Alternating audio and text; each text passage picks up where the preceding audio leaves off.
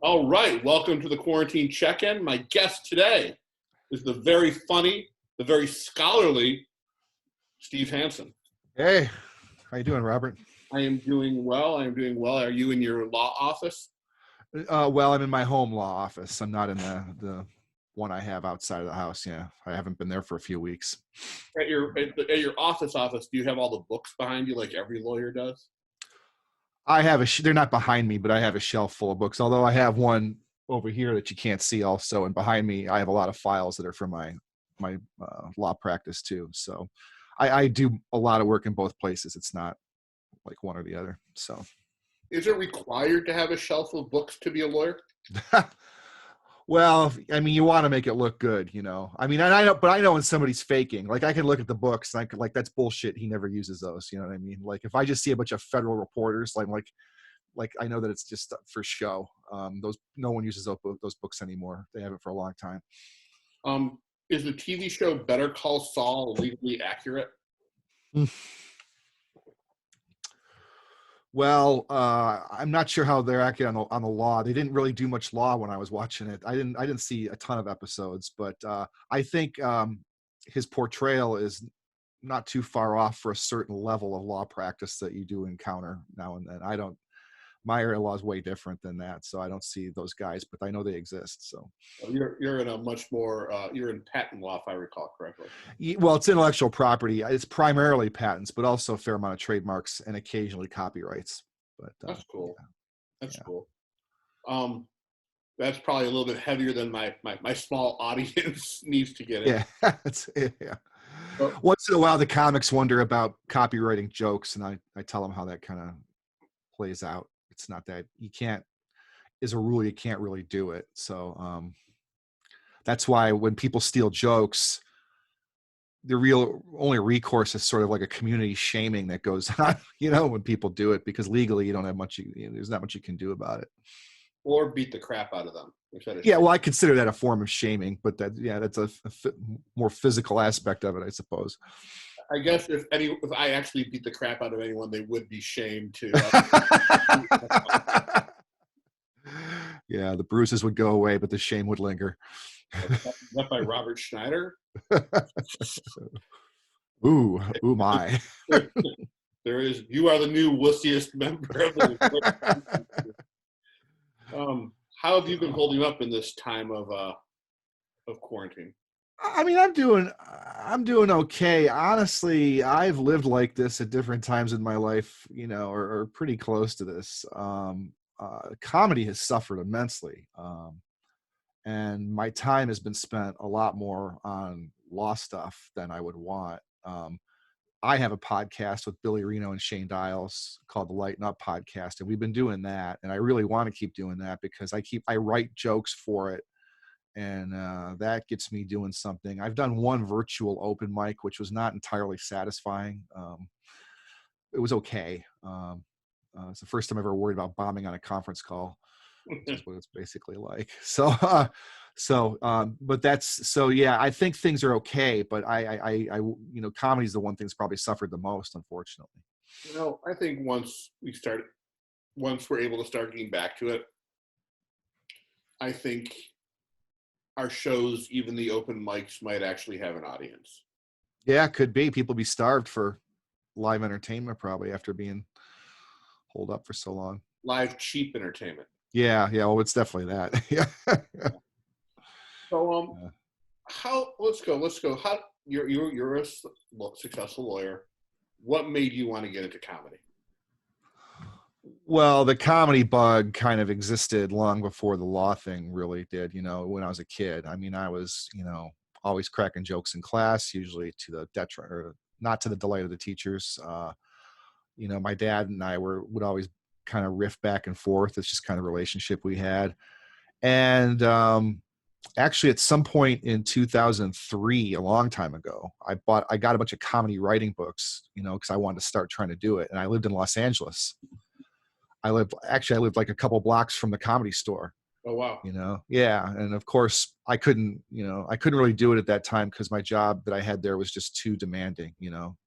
Plus, you know, I thought it'd be much more of a challenge to not start in LA, but to come back where to Detroit, where obviously is the dominant comedy scene in the country, and perform for a lot of hostile auto workers, open mics, so I got to do everything the hard way.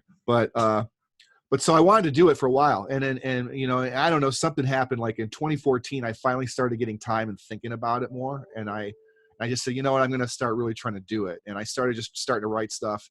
And then finally I took Bill Bichart's class, like a lot of people did at the Comedy Castle. And that kind of got me my feet wet, so to speak. And then since then I was like going like gangbusters. I mean, from that point, which was like our grad show was August 2014. 15. I just did 3 to 4 shows a week nonstop, almost, maybe with a couple weeks off, but if I'm not doing a real show, it was an open mic, just to stay on stage as much as I could. Who was it? Was anybody in your first class at Castle? Is anybody still doing it beside you?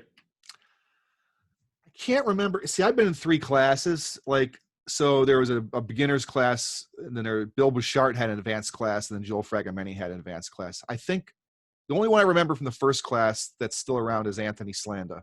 You still see him kicking around open mics a lot. But I can't remember if anybody else is. When I took Joel's class, the advanced class, that had more people who have stuck with it, like Jim Elliott and Billy Reno, Patricia O'Callahan. They were all in my class. So all funny comics. Yeah. No, that was a good class. Yeah, that was a good class for sure. I never took Bill's class, but I took Joel's class 3 times. And the first class I had, I think the majority of us are still doing it. It was Kara Karachi, me, David Sutherland, Stan Banks, Tim Steele. Yeah, that's it. Yeah, that's good. Yeah, that's good. I mean, well, if you go that next step, you obviously should have a little more stick-to-itiveness than than other people might have. So that's not too surprising, I guess. But yeah, I can't remember other than that. Apollo was in one of my classes. I think. Oh, Apollo was in my advanced class with Bill Bouchard. So he's still around. So. Yeah, the Detroit comedy scene is pretty awesome. I'll say that. I think it's really good, man. I really do. And I've gone to LA a bunch of times, so I've done a lot of open mics to the point where I see a lot of the same people over and over again. And I think our scene really holds up, to be honest with you. The people I know who are good here, I put with any of them that I've seen out there, to be honest with you. So the scene is so good. It's also really competitive. When I moved here, I had to up my game pretty quickly. Yeah. I changed my style like 3 times just to kind of get good. And yeah, there's people who are really good. Yeah, there's definitely competitiveness, and but not to the point where it's toxic or bad, I don't think, though. You know what I mean? Like, there's people I feel competitive with, but that doesn't mean I won't collaborate with them or have a decent relationship with them. So I mean, I think it's a good competition for the most part. By the way, you're welcome. Thanks. No, I agree. It's like friendly rivalries that you want to have the best set of the night, and if you don't, you're glad that person did. Yeah. I mean, that's how I feel about it. Yeah, there's a lot of people I'll go, God damn it, he's good. And I'm like, but I'm glad for him, and the people I know who are good earned it. Like, they're not, they're working hard at it. Really hard at it. So. You promote one of my favorite shows, the show at Sullivan's up in Oxford. Oh yeah, our Oxford show. Yeah, the Fun Room. Last time I was on it, there was a very drunk heckler there. Yeah. I think I remember that night was that guy wouldn't shut up. He was like a bald guy that was near the front, I think, if I'm recalling correctly. I don't remember him bald. I remember him just sitting up there interrupting your set, Richie set, and then he tried interrupting my set. Yeah. That doesn't happen too much. It happens very rarely there, luckily. But that night was, it was a special night. Was that the last show that you had there? No, I think there was one more after that. Well, I can't remember what month you did it. So we did, our last show was February. That was the lockdown happened like the week before we were supposed to have our March show. Okay, then it was January. Yeah, you should have been January. That sounds right. Yeah. What do you think it's going to be like after the lockdown? Well, it's really hard to, I mean, I think it's going to be a slow and progressive return to the situations that are most likely to spread the virus. So I think things like concerts and comedy shows and things may probably be put off for a while longer. I don't know if they're going to try distancing anybody and going ahead with it live. Certainly would change their business model, because comedy clubs love to pack people in as close as possible. I've definitely rubbed elbows and other limbs with people at comedy shows who I didn't know, because that's how they do it. So I have a hard time for seeing how they're going to do that. I think some people won't come back. You know, I think some people probably took this time off and probably will think they don't have the urge to come back. So I'm not really sure, but I think it's going to be progressive, because if it's not slow and progressive, I think these states that are opening up really fast are going to have a big resurgence of the virus. I think I don't see people following the rules. Like, as soon as they say, okay, we can open up, but you got to do this, this, and this, you go out and no one follows the rules. I mean, so that's what I think is going to happen. Well, it's not like people are following the rules right now, as we see the wonderful protesters. Right. Not a lot of them not wearing masks. Well, how about Pence, vice president in that hospital ward? Everyone's got a mask on except him. I think Trump probably told him not to wear one. Yeah, either that or it was just understood somehow, and but regardless, that sends a message to at least a certain portion of the population that that's the way to go, and that's why the people in the protests that you're talking about probably were that way. Without masks. The very dwindling 35%. Yeah. I hope it dwindles like crazy, to be honest with you. Well, but I don't want to see anyone die, but since Texas is reopening, this hard not to be a little opportunistic. This might be a chance for Texas to go blue. Yeah. Honestly, Texas was a little better than Florida, I think, in terms of how they've been behaving. I mean, Florida just was ridiculous for a while, and I think they've relaxed everything again. So I don't know, I think they're going to have problems too. Everybody joked about that thing about, like, a certain portion of the population dying off. I did, but then Politico ran an article about it last week. Like, it's a real thing. Like, they're really worried about it actually happening, that maybe a lot of Trump supporters who don't make it because of the virus. I mean, given the age of probably a big portion of them, I can see where they're a vulnerable group. So it's not beyond the possibility that would happen. What I'm wondering is if every anti-vaxxer who dies from this, their last words would be, I was wrong. Yeah, you'd like to think that, but they're going to blame it on something else. I'm pretty sure they're not going to give that up.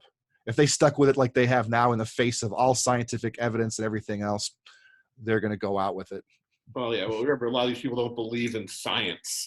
Oh, for sure. Well, I mean, we have flat earthers too. I think there's probably a big overlap in the flat earther anti-vaxxer group. I'm guessing. So, yeah, I used to work with a flat earther, and I couldn't fathom it because the guy was smart.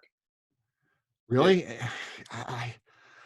Honestly, I don't get it. I mean, who has not seen Bugs Bunny throw that baseball and it come back with all those stickers on it from?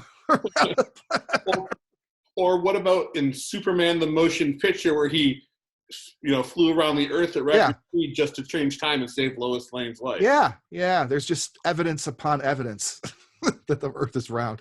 And the picture. Yeah. But, those are fake. Those are fake. So what have you been doing to keep busy besides working and doing your podcast? Well, that's been a large part of it. I mean, I've had to do some things for the job that I hadn't had to do before. I've had to get into, I'm trying to ramp up my marketing efforts. So I've had to learn some new skills, and I'm going to be doing videos and things like that. So actually it's taken a fair amount of my time. And other than that, I have a lot of animals. We've been dealing with that, yesterday I had sick ones. I had Mark Poindexter on the show yesterday. Oh, yeah. He was telling me that he got a rescue cat from you. He did. Yep. And that your house is filled with animals. It is, yeah. Well, Yeah, the thing is, we have two that are a dog that probably won't last more than a week or two right now, and a cat who's in trouble too. So, but we've at different times we've had like 4 dogs and 10 cats. Right now, we're at 10 cats and 1 dog. Oh, that's a lot of and animals. couple of rabbits and some birds too. That's a lot of animals. Yeah, well, it's my wife's thing. I mean, I like the animals. I get along with them, and I love them. A lot of them, not all of them. I don't care about the birds, but she's the one that really, she rescues them. A lot of them are rescues. They were like, we'll get kittens, right? And the kittens usually have a parent, and the kittens get adopted really easily. So we hang on to the kittens, and they get adopted out, no problem. But the parents don't, and they would just get killed if we'd let it. So we just keep the parents a lot of the times, and so that's how we got all the cats that we got. I adopted an older cat a few years ago. Yeah. I was never a cat person. I was allergic in college, and I lost my allergy, and my wife was really a cat person. And so we got a first one, and I'm like, I'm doing okay. And I really get along with the cats really well. So I've actually enjoyed that. And that's a lot. That's a newer development. For a long time, I was a big anti-cat person, and now I've really changed my mind on the whole thing. So, well, welcome to the club. Thank you. It's nice to be here. One thing you and I have in common is we both like awesome music. Yeah. And yeah. I didn't know you were in a Joy Division, like what tribute band or whatever. No. We were just called No Joy Division. Well, or you were paying homage to them, whatever. You had the name. I mean, were you at all of that post-punk sound in that group? Or I'm sorry, that wasn't a real band. Oh, you made that up completely? Oh, I didn't know. It looked realistic. Yeah, it looked like I was in a band in that time in 1989 to 1993, and we did kind of look like that, and we did sound a little bit like. We didn't have a name. We didn't use their name at all, but so I didn't think it was. I thought it was possible that you did this something similar. Well, I appreciate that. My musical talent is as good as my ability to play sports. Oh, okay. All right. So it's non-existent. Yeah. What was your band called? The 27th City, which is named after a book that I found. And I was like, that sounds all right. Let's use that. So we were based out of Chicago. That's when I lived there. So did you record an album? 1 album and 1 EP. Is the music available on Spotify? No. We've never, I have, my mom's basement is full of CDs that I have, still, but we never went back because the band ended before the internet really took off. I need to hear this CD. So I don't know. We'll think about it. At times I'm real proud of it. At times I'm like, I don't know, so I'll tell you the one thing though, we did in the EP was mostly based around the first song. And we did get a blurb on the front of Rolling Stone about saying what a cool song it was with these dark fuzzy guitars and all this stuff. So we did get this kind of like, it was small, but it was still in Rolling Stone. So that was kind of a highlight for us. So hold on, it was on the cover of Rolling Stone? Well, it was, I think it was.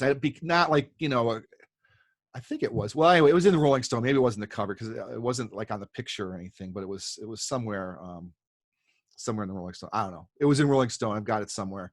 And that was like a high point for us.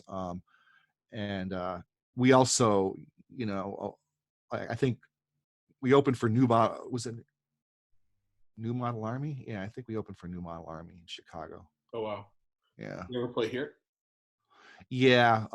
We used to come up and play at Hamtramck at Paychecks quite a bit. We played at Lily's a few times, which is now Painted Late. What's that called? Painted something. There were comedy shows at it for a while. I thought it was Painted Lady or something like that. I can't remember the name of it. So we did that. Once we did a kind of a festival thing at what's the name of the place? The place on Woodward by the Garden Bowl. Magic Stick. Yeah, but it wasn't that, and it was the thing downstairs, not the Majestic. Majestic, that's it. God, I can't remember. Yeah, we played the Majestic once with other bands. That's cool. Yeah, that was fun. That's cool. It's pretty awesome that you were mentioned in Rolling Stone. Yeah, that was pretty cool. And I think we got a little blurb in the College Music Journal on the record that we did, But the thing is, we were I mean, to be fair, a little bit derivative sounding, because I was really obsessed and still am with post punk.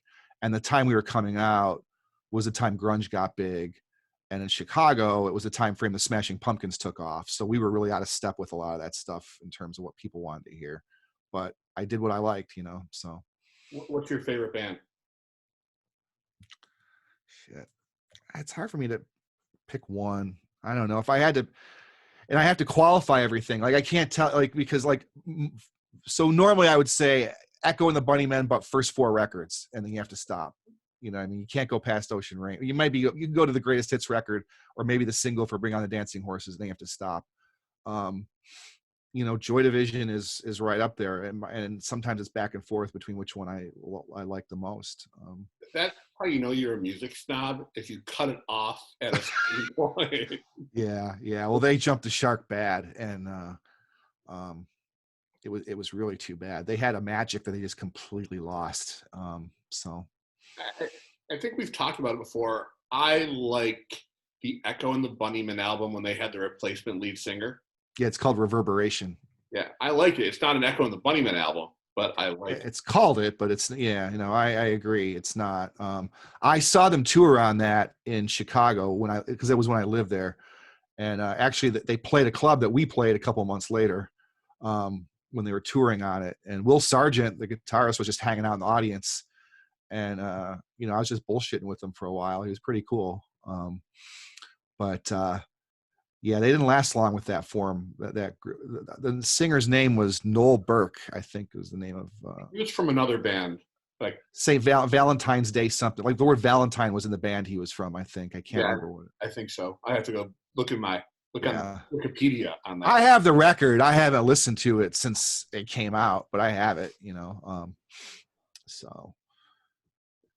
So what have you been binging during all this time? Have you? Oh yeah, a little bit. So I binged Hunters on Amazon Prime. That was good. Yeah, I really like that a lot. Ozark. I watched the complete 3rd season of Ozark, which I really like a lot. And then this last night I finished a German TV show called Beat, BEAT, on Amazon.Prime, which I love watching foreign TV and movies. I'm a big fan of it. And so it's a great show about a German club owner who gets recruited by the European Secret Service to help bring down this human trafficking ring that harvests and sells organs to people. Huh. Yeah. Which in German is considered Germany's considered a comedy, but it's a fun show. It was interesting. I'll have to wait for the American adaptation of it. Well, it was dubbed in English, which I don't like the dubbing. I much prefer subtitles. I think I want to hear them speak German, but that's what they did. So I don't know if you know this, Steve. There is a brand new streaming service that just launched. It is? It is called Answers.tv. It has been created by Ken Ham, the creationist behind the Noah's Ark Museum. Yeah. Now, I want to describe to you one of the TV shows they have on there. Okay? Right. Yeah. It's a coming-of-age story about a fundamentalist Christian college student forced to enter the war zone of an entry-level biology class that emphasized the teaching of Darwinism, evolution. Oh my God! So is that show an outlier, or is that indicative of the rest of the lineup? Another show invites viewers to consider how to combat the homosexual war that has. Oh my God! Answers. You said, Answers. That's okay. Now I get it. Answers.tv. Yep. And another show. This one sounds. It's a cartoon. I love cartoons. Yeah. It's about Adam and Eve that informs young viewers that brothers and sisters could marry. Oh. Okay. Wow. If you were to pitch a show to Answers.tv, what would it be? Oh. Wow. Boy, you stuck, man. All I know is it would be heavily focused on Revelations. That's all I can tell you at this point. I would want full anarchy and chaos and collapse if I'm going to pitch something to that channel. It's about all I can figure out at this point about it. And luckily, I feel like we've gotten a taste of that recently, so it wouldn't be too hard probably to come up with something. My show would be a cartoon adaptation. The Devil Went Down to Georgia. And how a young country musician always beats the devil every time. That's funny. It'd be in the vein of Roadrunner and Coyote. You know, it might be fun. It might be fun to have people like at the pearly gates arguing their case to St. Peter and seeing how it comes out every week or something. I would enjoy that, you know. It would be a game show called The Final Judgment. Yeah, right. And you just pull a trap door on them if it's like, nah, don't think so, or whatever. But something like that. That might be a fun show. I'm going to actually start writing to Ken Ham about pitching show ideas. So that just launched that network? Yep. I read about it 5 minutes before really? We started recording. Yeah. Wow. So I wonder how you like. I get all my access to streaming services through my Roku stick, or it's bundled with a TV. You know, I wonder how they're going to get it. You know, distribute it. I guess. I'm sure I can look for it on the Roku, and it'll be in the channel store. Yeah, I guess. Yeah, maybe it's just gonna. Yeah, I guess so. And then when I put it on there, I will try to put it right next to Pornhub. Right. Yeah, exactly. Yeah. Wow, that's wild.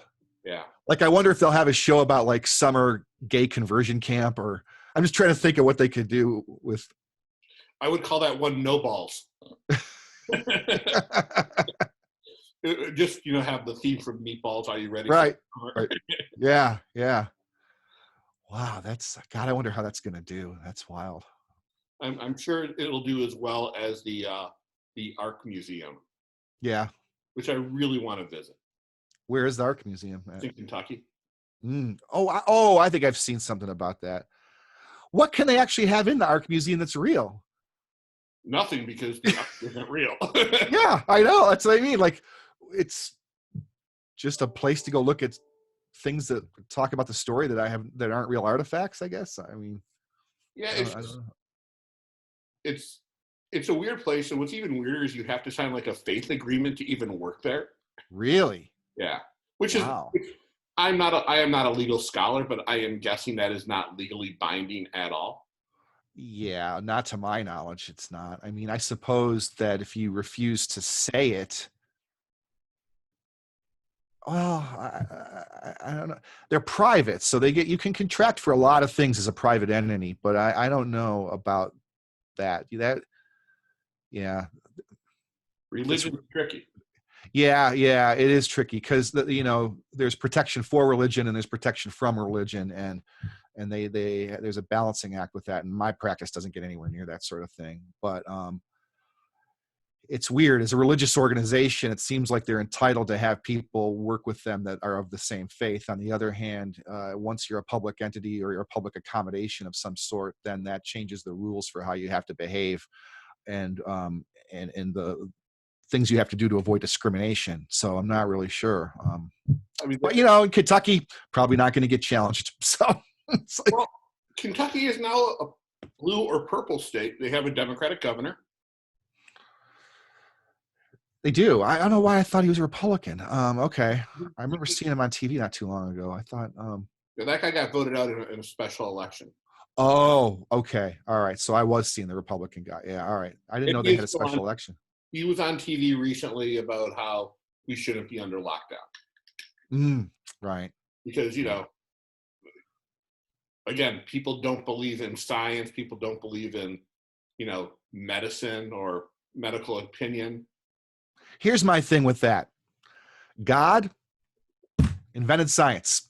There, I'll say it. So I don't understand why those people, like, where do they think it came from? Like, if they believe in a God or a greater force or whatever that's omnipotent, all powerful, then where the hell do they think science came from? Like, that's, like, they think that unless things just act like a fairy story or a magic show, that they're not divine, and I disagree with that, but I have a theory.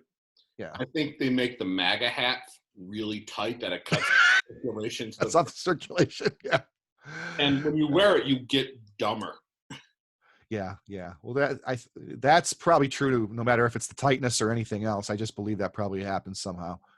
But that's what drives me nuts, though, really. I mean, this whole idea that science and religion are at odds with each other. I'm like, if you truly believe in an omnipotent God, then where do you think we got science from, or the ability to use the scientific method or anything like that? The devil. The devil. Oh, yeah, that's the devil. Yeah, yeah. Yeah, the devil likes trigonometry a whole lot. So it's like, that's why he's got all them triangles in that pentagram. Yeah. That imaginary numbers. Yeah, yeah. You imagine, oh, yeah, that's the devil's work. I equals a square root of -1. God damn it, that's the devil if I have ever seen him. If I don't understand it, the devil is in charge of it. Yeah, unfortunately, that is the implicit standard behind all of this, and they don't understand a whole lot, which means a whole lot of shit's demonic. I just think the devil is like, why are you blaming me for this? Yeah, yeah. It's like, are you kidding me? I have better shit to do. You know? I don't want you people to die. I want to buy your souls. Right. It's like, I'm trying to get Ozzy to make another album. Maybe you could let me get on with that and quit bugging me with all this trivial shit. It was weird. I've been during this time of being alone, I've been taking edibles and watching TV, and I saw Ozzy on the Connors. You saw what on the Connors? Ozzy Osbourne. He was on the Connors? Oh, okay. Wow. I didn't know that. Sharon were on there trying to get Jackie into a threesome. Wow, that's something I really hope they never film. Okay. I'm like, I would love to write a TV show, and that would have been a subplot for an entire season. Yeah. That's wild. Let's see. Yeah. What else has been going on? Nothing. So are you writing much comedically, or what are you doing? I have a new 7 minutes. Really? Working on. Yeah. I got laid off 2 weeks ago. Oh, okay. And I've never been laid off before on a platform like Zoom, so it's about that.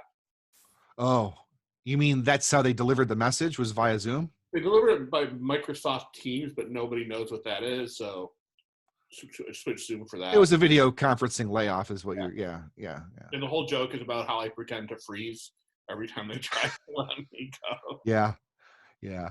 That's weird. Can you hear me? Yeah, you're right. Okay, yeah, okay, sure, I hear you. Okay, we gotta let you go. You gotta freeze frame. That's a riot. It happened again. That's a riot. Yeah. I'm sad about it, but I might have something. So it surprises me. You're in advertising, right? Yeah. I kind of thought that would kind of go on okay. I didn't think that would suffer quite as much. Maybe. Well, I really can't talk about it, but yeah. All right. Well, we're not recording. But yeah, I've been working on that. I've been working on some other stuff. Trying not to do anything that's COVID-19 related. Yeah. I think if any of my rooms come back, I will have a ban on quarantine jokes. Well, what I do is I vomit that stuff onto social media just to get it out of my system, because sometimes I like to use it just to. It's like take up warm-up swings in the on-deck circle. You know what I mean? It's just easy stuff to just kind of keep your chops going. But yeah, I would not want to bring it on stage. It's going to be it's already so hacky that, it would be ridiculous. So if you have a very different twist to it, yeah, by all means, go ahead and do it. But you got to look hard. And I mean, there's a lot of people spend a lot of time thinking about COVID-19. So it's, that's a challenge. So yeah, if you can really do that, I think maybe there's some things that will come out of the lifestyle changes that might be with, not small, like the extent to which we're doing everything by Zoom, and like how that just changes things. I think there's jokes maybe related to different lifestyle things that might be permanent or a lot more present going forward from this. I personally feel like I've got some friends who can just stay Zoom friends. I only need to see them in 2D, and then I'll have 3D friends that I really want to see in person. I just feel like there's some people I'm like, this is okay. I think this is all we need. And there's other people like, no, I'd rather really hang out. I went on a Zoom date, and did you really? I wrote a joke about it. Yeah. The whole joke is like a Zoom date ends up with like every date me just going back to my bedroom alone. Yeah. Except you can maybe tell yourself that it's a little, you can maybe feel better about yourself, like you never had a chance at a physical encounter. So you can maybe say, well, it wasn't me, just the pandemic. So maybe it helps that way. I don't really know. Yeah, I could do like a callback when she's about to say we could just be friends, I just freeze. Yeah. Uh, Yeah. Yeah, I like that though. That's that idea what I'm talking about. The idea of the freezing and the way you're using it like that. That kind of thing, I think, is fair game. And I think I don't think it's hacky. And I think you could do stuff like that because I do think things will change. I think we'll see more. This isn't just going to go away completely when this is, because the pandemic's not just going to go away completely in a discrete single thing. It's going to be phased. And so I think there's just going to be life changes that'll provide fodder for jokes that came out of the virus, but aren't really specific to it necessarily, so. and I think that'll be better, but I've done a few virtual open mics where people have been talking about quarantine, and one night I did 3 or 4 in a row. Yeah. In parts of the country, and I heard the same jokes on everyone. Yeah, well, I mean, that's bad. But the thing is, here's the problem. This is such a significant impact on our lives and everything. It's hard to just go write about a bunch of other shit that doesn't matter a whole lot at the moment when this is happening. And I mean, that's been my struggle to write with stuff. So in the one virtual open mic I did, yeah, I started out with a few things that, related to this because it's really what's going on. I mean, it's hard for me just to talk about airplane food when, nobody's flying or anything, I mean, it's so I think that's a little bit of a struggle. At least it has been for me to come up with writing with material that feels authentic given what's going on, but isn't in some way related to what's the pandemic is about, So, I mean, like I just came out, I said, and this was true. I looked over all my jokes and I'm like, boy, a large part of my material assumes that people see each other in person. Like I assume physical contact in a lot of my jokes, and some of them I can't do in a virtual situation. It just doesn't make sense, It's frustrating. Yeah.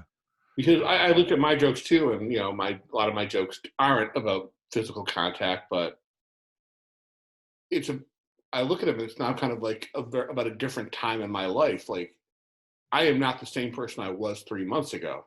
Yeah. Yeah. We're all emotionally scarred from this. Oh yeah, for sure. Yeah. Yeah, for sure. Yeah. And that's the thing. At a minimum, I mean, even if your jokes aren't like somehow at odds, like with what's going on or inconsistent, a lot of them you don't feel the connection to them anymore because of what's going on, and that emotional connection that you had that made it funny or made your delivery work with it, I think is gone with a lot of stuff because of what's happened. At least it is for me. Maybe they'll come back, but I'm like having a hard time envisioning some of the stuff because it just like doesn't matter as much or something, I think, at the moment. I don't know. Well, no, it's because we're all living this horrible event. And again, it used to be that every 7 years you kind of become a different person. Right. Yeah. That was the conventional wisdom. Yeah. We've all become different people within the span of 2 months. Yeah. Yeah. And it's weird. Like I've never considered myself nostalgic. Yeah. I'm now feeling nostalgia about like going to a restaurant. And yeah, it's weird to believe. Like I think one of my favorite places to go is the Chinese buffet. Yeah. Yeah. I don't think those will exist when this is all done. I've been nostalgic, but I've never been nostalgic for a month in the same year. Like I've never gone, boy, February was something, you know what I mean? But this year, it's true. February was something compared to late March. And, so it's weird because the things I'm nostalgic for are really temporally close in time. But I'm nostalgic for the tiki bar. Yeah. Right. I know. I can't wait to go there again. I'm nostalgic for the 342 bar in Dearborn, which I think we had a fight last time I was there because somebody hit somebody in the balls with a pool stick. Like that's the nutso shit that went on. I mean, I miss that kind of stuff, I mean, I miss hanging with all my comedy people, which is one of the reasons I do this. Yeah. To kind of keep the hang going. Yeah, for sure. For sure. Yeah, it's funny because compared to some of my friends that are my age or closer to my age, I do more open mics than a lot of them, but I don't know. I like them. I like the environment. Sometimes I like the hopelessness of them. I think it's funny. I like hanging out and and bullshitting with comics, and I do miss that. Because Yeah. I've been way too focused on law, which, I think it's been good for the career, but it's not that much fun, so. We always have to do something that makes us angry to do something that we love. Yeah. Well, I got that locked down because I definitely got the thing that makes me angry. So. Yeah, when I was in grad school, I worked at Borders. I hated working at Borders. Right. I had fun with the people there, but it made me do better in school. Yeah. Yeah, it's motivating. I know I worked in a Chinese restaurant when I was 14, and that motivated the shit out of me to do well in high school. I'm like, I don't want to end up, because I was working with guys who had to work there. They had no options. And I'm like, I don't want that, so you're right. I agree. I worked at Kmart when I was in high school. Oh, really? Oh, yeah. Man. And there were people there that had been there since they were 16. Right. And I had this manager who ran like the garden department, and he hated me because I once said, this is not my life. Right. Oh, the people who are there like that, they really resent it. If it looks like a stepping stone for you, they're not gonna probably like you a whole lot, or just a short-term thing, because they're stuck and they want everybody else to be stuck. Yeah, they're not there anymore because Kmart, I don't think, exists. I don't know. We actually had one close to us here. I never went into they went out of business last year. My wife bought a bunch of stuff. I remember when they were like selling off the stock, I think. So I haven't looked in the plaza that it's in to see what's going on there, but I don't think it's operational. Yeah, the last one I went to was last year's Paul Bunyan Festival. We all went. Oh, what in Osco? You went to one in Oscoda, or? Yeah. Oh, okay. It was a happening place. It was crowded. Okay. But Steve, this is awesome. And before we go, I like to do one thing. I've become a big fan of misconnections on Craigslist. Okay. I'm going to read one to you, and if you could riff a joke off of it. Oh my God, this is putting on this kind of pressure on me. Holy shit! All right. Now I will tell you, some of the jokes kind of write themselves. All right. Well, I hope so, because I'm probably not going to be able to. But go ahead. This one's from Raleigh, North Carolina. It's called Household Chores. Older white male looking to meet a alpha female.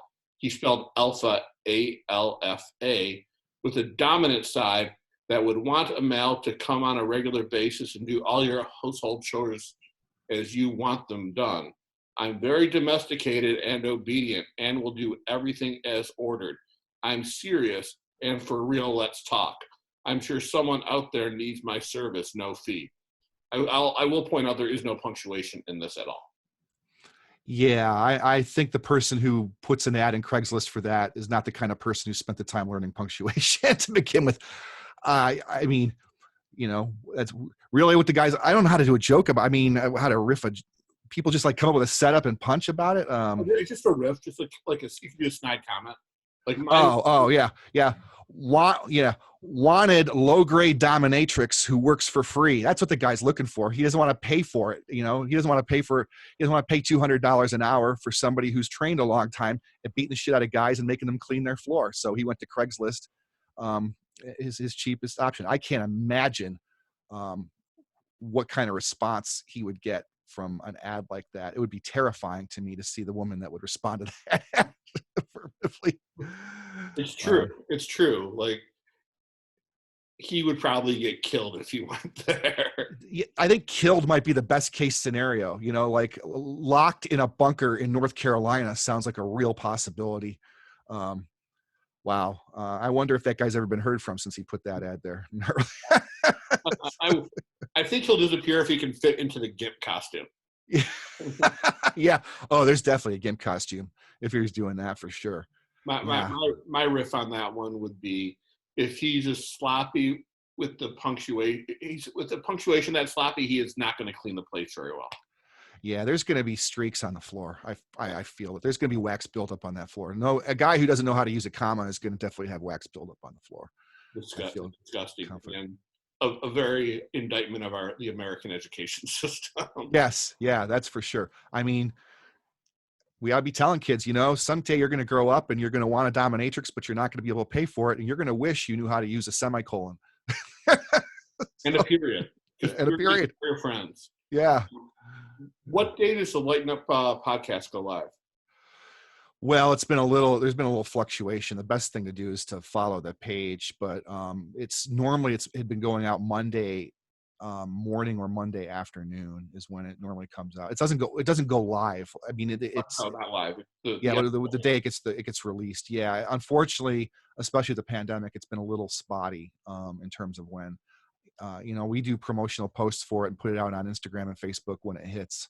And we've been a little bit remiss. We've been a little bit sloppy about doing it. The best way to do it is on audio. It's on Audio Boom and Spotify and all the normal outlets. So if you follow the podcast on one of those, you'll get notified when it gets released. That's probably the best way to do it. But we've had a lot of fun with that. That's a big outlet for me. I always love doing it, but right now it's a lifeline in terms of creative outlet for me to be able to do that with the guys. So that's why I have this big monstrous microphone in front of me. I got that. Shane told me that this is the best one you can have for doing a podcast, so I got it, and it's called a Blue Yeti, even though it's black. I don't understand that, but that's what it's called. And so hopefully I sound very clear because I paid a lot of money for this thing. I think I might pick one up since this has gone on a lot longer than I thought it would. Yeah. No, Best Buy had it. It was funny. I went to Best Buy and they do the curbside pickup, which is so much like a drug deal. Like I go up, roll the window down, and literally this kid runs out. He's got a vest on. He just throws my box through the driver's side window and then sprints back into the store. It was very exciting. It really made my day because not a lot's going on right now. So that was definitely something I used to get my adrenaline going. So thanks for that, Best Buy. The other day I was going for a walk run and someone spray painted the words cockfight on a sidewalk on 8 Mile Road. And I just wanted to know where. Yeah, right. Yeah, where are the directions? Yeah, don't just tease me and not tell me where to go. Because that sounded like something more entertaining than anything I'm watched on TV right now. And there's my cat. Hey. Yeah, my cats. Well, they don't come in the office too much, but otherwise they have complete free reign. So my cat's the producer of this. Oh, okay, that's good. He tells me when to start, to do writing for it, and then I just start watching cartoons on YouTube. So this is probably his cue that you got to end it now. He's probably hopping up there saying, "Okay, I've had enough of this. I want to be pet. Let's." Yeah. And plus, I'm right now recording a bunch of these because next week I think I'm starting a freelance project. So. Oh, good. Well, I'm glad you got something. That's cool. We'll see once the paperwork is signed. Yeah. Well, Steve, this has been awesome. Yeah, thanks a lot for having me. Yeah, man. I look forward to seeing you again in person. So. I can't wait. It sounds like May 28th, according to the news, is when the bars and restaurants might reopen. Oh, really? I hadn't heard that yet. Okay. All right. We're up to date here. Or when you watch this, we are going to be like 5 days behind. Oh, okay. Well, obviously you're aware of the new fundamentalist Christian streaming services. So yeah, I'm going to actually email Ken Hom and see if I can get some shows on the air and get my IMDb. And then after they produce them, I will go on YouTube and reveal they were all just a joke. That I found a network. Yeah, that's awesome. I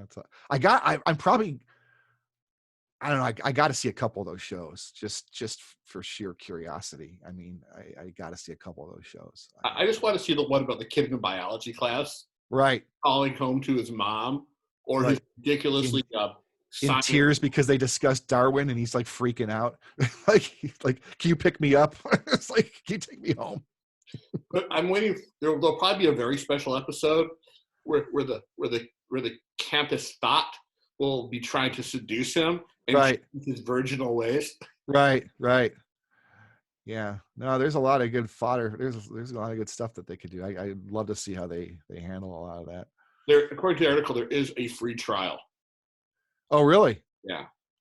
But I'm afraid if I watch it, I'm going to get very depressed. Oh, well, I mean, it's not something you have to do. So, I mean, you're seeing something, you're just looking in on something else. I don't know. I might actually do that and start actually live streaming the shows and talking about them. Yeah, almost like a mystery science theater thing. I could see, having fun riffing on the shows or something like that, because that stuff has got to have some.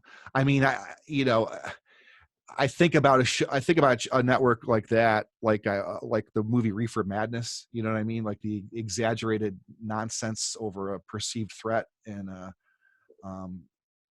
don't know. I think it might go in that direction a lot of the time and be funny. So When I smoke a lot of reefer, that's how I play the piano, and I get that crazed look on my face. really, yeah. Of course, what would be missing is the bag of Doritos in one. Right.